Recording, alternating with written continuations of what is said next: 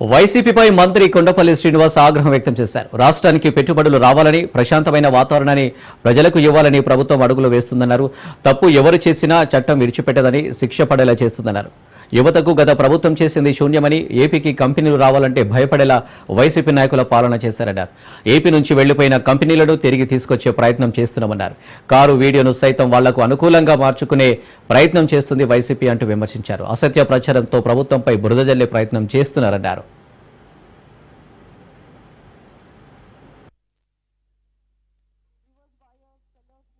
And today we have the MOU with the FIEO, Federation of Indian Export Organizations, on the occasion of World MSME Day celebrations 2025 at Tirupati.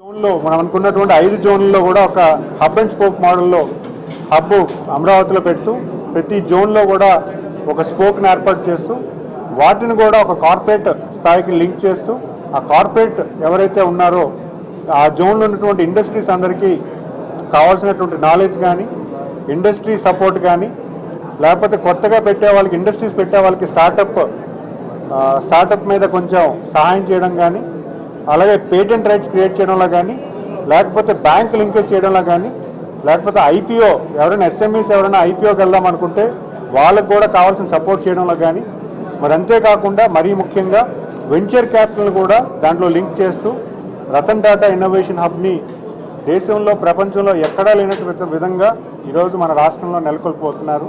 ఆ జిల్లాలో ఉన్నటువంటి MSME units చేసుకోవడానికి ఒక platform establish చేస్తూ మరి ఈరోజు సుమారు 10 MOEs కూడా చేసుకోవడం జరిగింది. ఆ ఎంఓఈస్ కూడా మరీ ముఖ్యంగా ఎంఎస్ఎంఈ వాళ్ళకి పనికొచ్చే ఎంఓఈస్ అవన్నీ కూడా మేము మా వెబ్సైట్లో లిస్టింగ్ చేయడం జరిగింది.